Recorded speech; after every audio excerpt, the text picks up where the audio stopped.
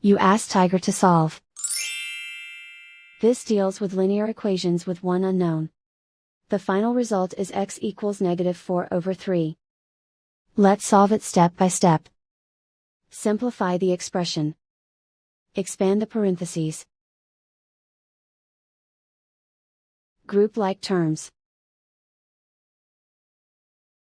Simplify the arithmetic. Group all constants on the right side of the equation. Add 4 to both sides. Simplify the arithmetic.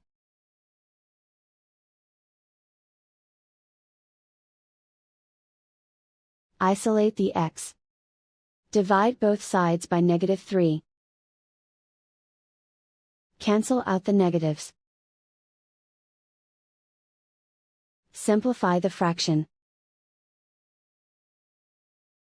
Move the negative sign from the denominator to the numerator. And so the final result is x equals -4/3.